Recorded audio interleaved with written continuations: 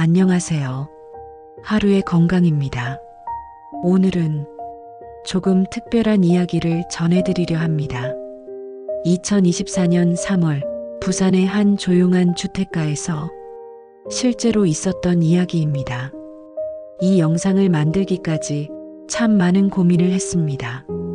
이렇게 무겁고 조용한 이야기를 과연 여러분께 전해도 될까? 혹시 불편하지 않으실까? 하지만 저는 이 이야기를 꼭 들려드리고 싶었습니다. 우리가 무심코 놓치고 있는 것들, 그리고 지금이라도 바꿀 수 있는 것들에 대해 잠시 함께 생각해보는 시간을 가졌으면 좋겠습니다.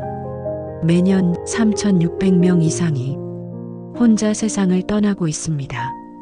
하루에 10명, 말없이 조용히 우리 곁을 떠납니다.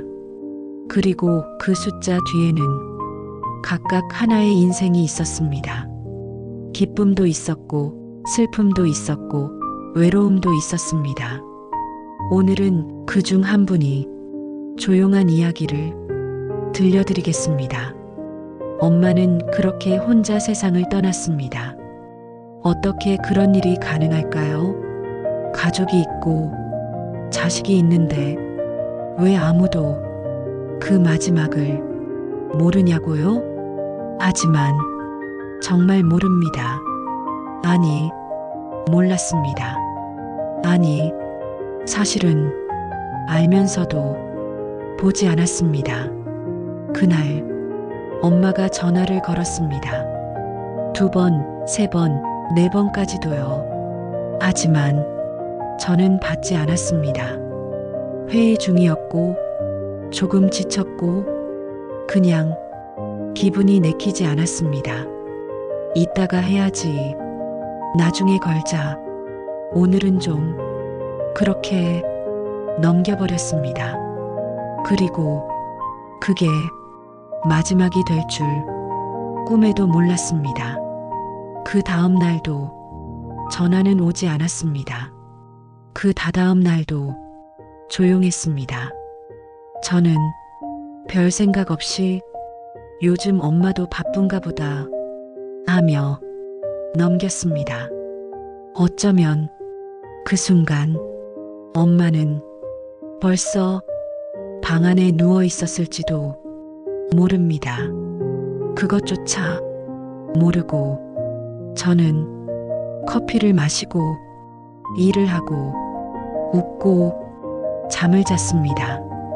그렇게 몇 날 며칠이 흘렀습니다. 엄마 집에서 전화가 왔습니다. 이웃분이 신고를 했다고 했습니다. 며칠째 불이 꺼지지 않고 문을 열지 않아 이상하다고요. 그제야 저는 달려갔습니다. 엄마 집 문 앞에 섰을 때 그때서야 심장이 쿵 하고 내려앉았습니다. 인터폰은 울리지 않았고 문은 안에서 잠겨 있었고 어두운 창 안엔 아무도 움직이지 않았습니다.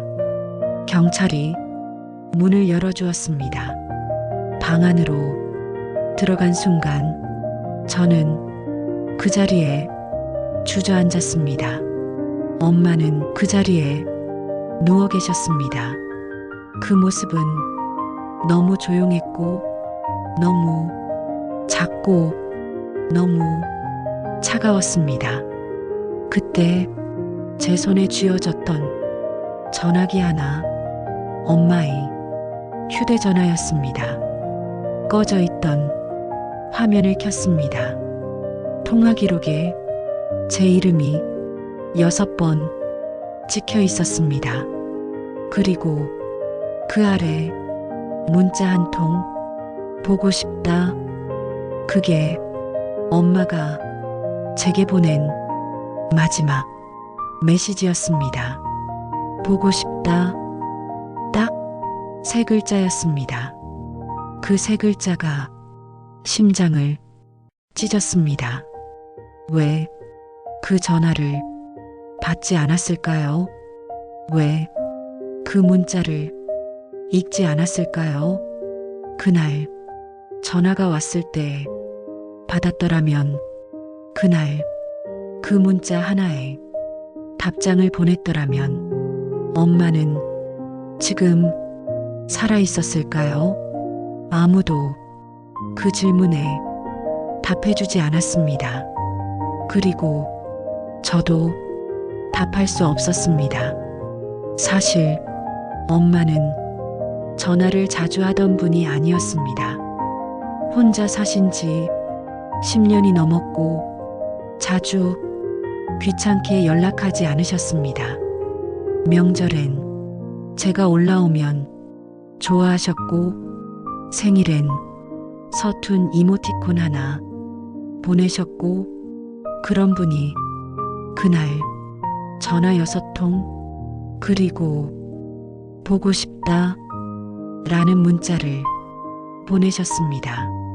그건 엄마가 도움을 요청하신 것이었습니다. 하지만 저는 그걸 단 한 번도 도움으로 받아들이지 않았습니다. 엄마의 말투는 항상 담담했습니다. 괜찮다. 잘 지낸다. 네 일 먼저 해. 그런 말들에 저는 익숙해져 있었습니다. 엄마가 괜찮다는데 뭘 더 묻느냐고 생각했습니다. 하지만 지금 생각해보면 그 모든 말들은 괜찮다는 말에 반대였습니다. 그 조용한 문장 속에 엄마의 외로움이 가득 담겨 있었던 겁니다. 그리고 저는 그걸 외면했습니다. 이젠 그 어떤 답도 돌아오지 않습니다.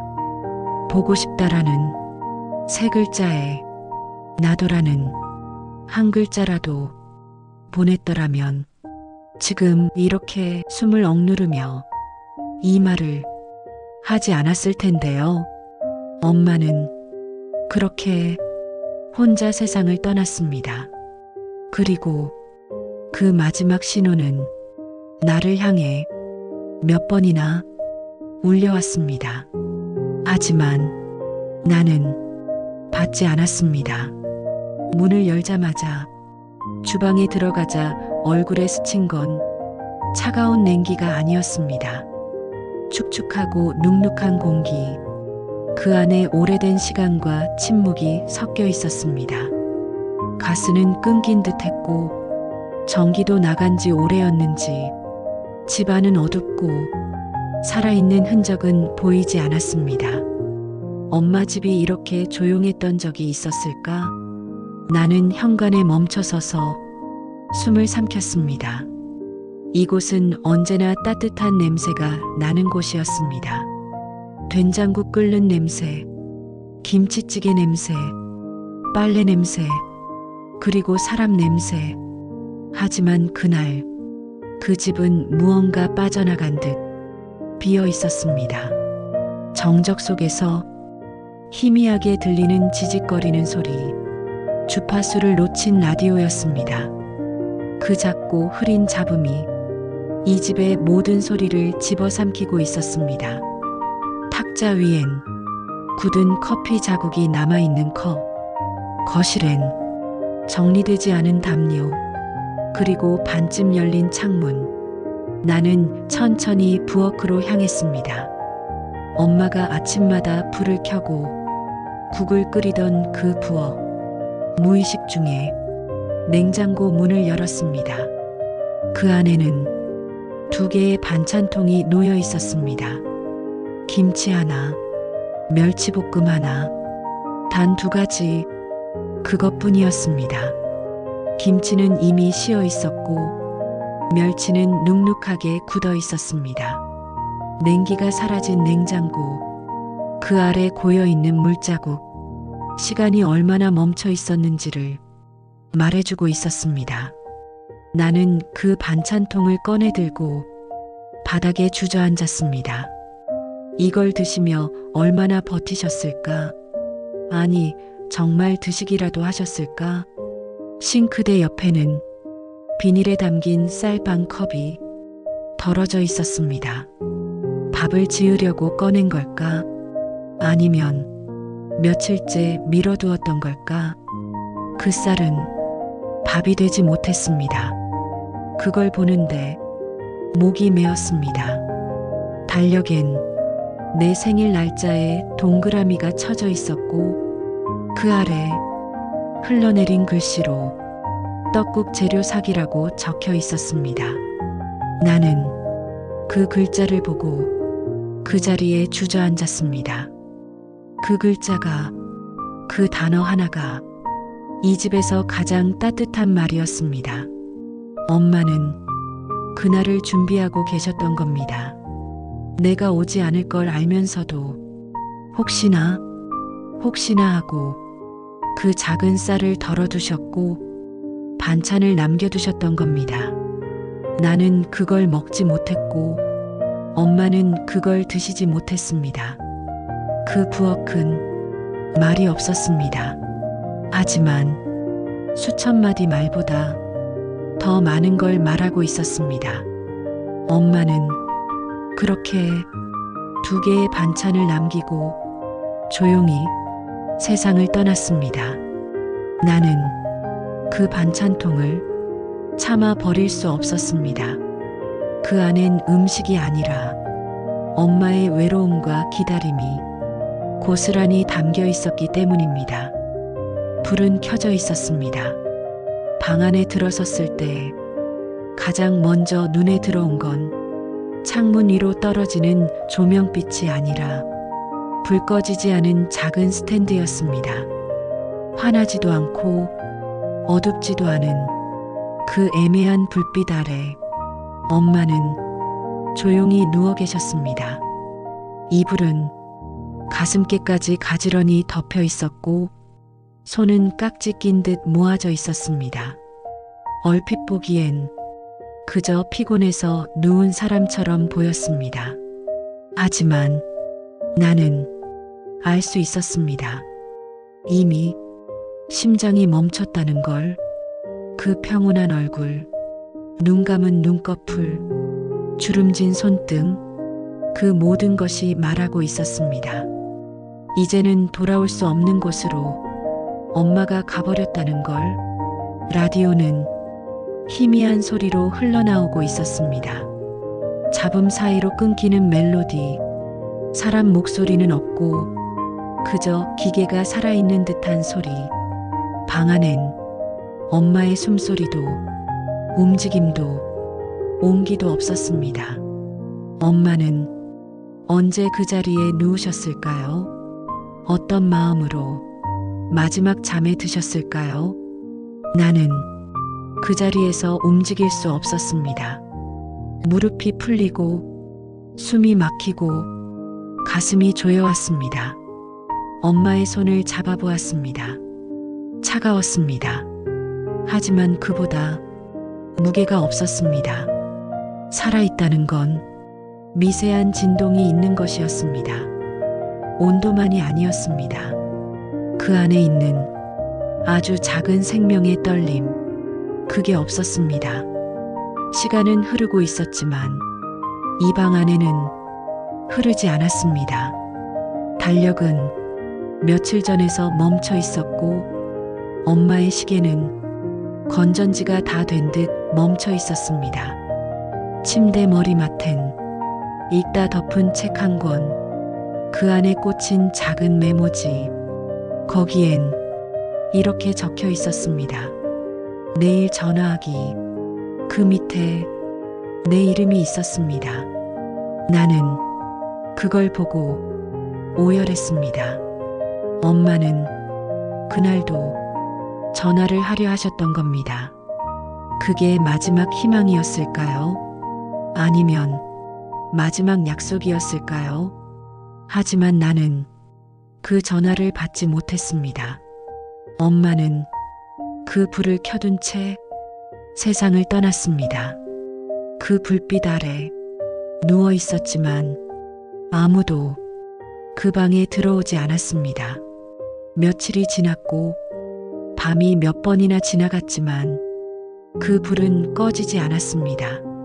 엄마는 불켠 방 안에서 그저 기다리고 계셨던 겁니다. 누군가 와주기를, 누군가 손잡아 주기를, 누군가 그 문을 열어주기를. 하지만 아무도 오지 않았습니다. 엄마는 그렇게 불 켜진 방 안에서 혼자 죽음을 맞이하셨습니다. 그 방 안은 지금도 나에겐 지옥 같은 공간입니다. 내가 가장 늦게 도착한 그 방, 내가 가장 먼저 도착했어야 했던 그 방, 그곳에서 엄마는 나를 기다리다 눈을 감으셨습니다. 경찰과 함께 집에 들어가던 날, 아랫집 아주머니가 조심스레 다가와 말을 걸었습니다. 며칠 전부터 이상했어요. 불이 밤새 켜져 있었고 무슨 소리도 들리지 않았거든요. 제가 올라가 볼까 했는데 괜히 폐가 될까 싶어 그래서 못 갔어요. 그 말에 나는 아무 대답도 하지 못했습니다. 고개를 끄덕이는 것조차 쉽지 않았습니다. 그 아주머니는 계속 말을 이어갔습니다. 혼자 사시는 분들은 가끔 안 보이면 걱정되기도 하거든요. 근데 또 괜히 실례가 될까봐 말을 걸어야 하나, 어떻게 해야 하나 늘 망설이게 돼요. 나는 그 망설임이 얼마나 무거운 것인지 그제야 알았습니다. 누군가의 침묵을 누군가는 그냥 지나쳤고 누군가는 알고도 참았고 누군가는 나처럼 아예 신경 쓰지 않았습니다. 나는 자식이었습니다. 엄마의 유일한 자식. 그런데도 엄마의 이상한 기척을 알지 못했습니다. 몇 주 동안 연락이 없었는데도 전화를 먼저 하지 않았습니다. 문자도 보내지 않았고 그저 바쁜 일이 많다고 스스로를 납득시켰습니다. 하지만 그 바쁨이 엄마의 마지막 몇 주를 혼자 보내게 만든 핑계였다는 걸 이제야 압니다. 이웃도 나도 모두가 한 발짝씩만 더 다가갔더라면 엄마는 그렇게 혼자 떠나지 않았을지도 모릅니다. 나는 지금도 엄마 집 현관문 앞에 서면 그 아주머니의 말이 떠오릅니다. 며칠 전부터 이상했어요. 그 말이 계속 귓가에 맴돕니다. 엄마는 그 며칠 동안 누구의 이름도 부르지 못했고 누구에게도 다가가지 못했고 누구도 엄마에게 다가오지 않았습니다. 이웃이 보았던 그 작은 이상함들이 엄마의 마지막 신호였다는 걸 이제야 알았습니다. 그리고 나는 그 신호를 영영 놓쳐버렸습니다. 나는 엄마의 자식이었습니다. 그 사실 하나로 엄마는 늘 나를 믿었습니다. 바쁘다는 말 한마디에 당연히 이해해줬고 전화 끊는 소리에도 괜찮다고 웃어주셨습니다.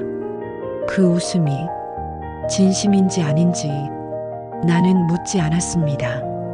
묻는 게 두려웠습니다. 엄마는 늘 그랬습니다. 미안하다는 말을 먼저 했고 고맙다는 말을 자주 했고 필요한 건 없다고 말했습니다. 그런 엄마를 보며 나는 안심했습니다. 엄마는 혼자서도 잘 지내는 사람이라고, 그게 어리석은 착각이라는 걸 나는 이제 압니다. 사람은 누구나 기다립니다. 누군가의 전화, 누군가의 안부, 누군가의 방문. 엄마도 기다리셨습니다.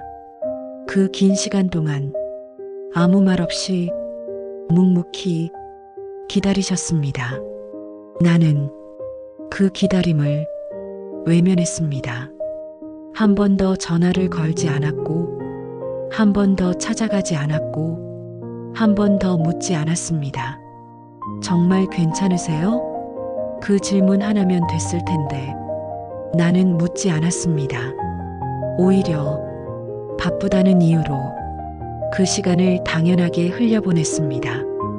그게 내가 엄마에게 했던 가장 큰 죄였습니다. 자식이라는 이름으로 엄마의 사랑을 당연하게 받아들이고 필요할 때만 찾았습니다. 엄마는 늘 준비되어 있었고, 늘 괜찮다 했고, 늘 웃으며 보내주었습니다. 그게 사랑이었고, 그게 외로움이었고, 그게 그리움이었다는 걸 나는 이제 압니다. 엄마는 자식이란 이유만으로 나를 믿었습니다. 그 믿음에 나는 끝내 답하지 못했습니다. 이제야 알겠습니다. 엄마는 강한 사람이 아니라 참는 사람이었습니다. 말하지 않고 드러내지 않고 그저 참고 견디며 하루하루를 보내셨습니다. 나는 그 옆에 있으면서도 아무것도 하지 않았습니다. 그 침묵 속에 담긴 외침을 들으려 하지 않았습니다. 그래서 이제는 들을 수 없게 되었습니다. 이제는 아무리 원해도 들을 수 없습니다. 엄마의 목소리도, 엄마의 숨소리도, 엄마의 웃음도 모두 영영 들을 수 없습니다. 엄마의 장례식은 너무 조용했습니다. 고개를 숙인 사람들 사이로 울음소리는 들리지 않았고 어느 누구도 크게 울지 않았습니다. 장례식장은 작았습니다. 조화 몇 개, 검은 정장 차림의 사람들, 차가운 국화꽃 향기, 그리고 작은 관 속엔 엄마가 누워 있었습니다. 작은 사람, 작은 손, 작은 얼굴, 그 작은 사람이 나를 키웠습니다. 그런데 그 마지막은 너무 작고 너무 고요했습니다. 엄마는 그렇게 떠났습니다.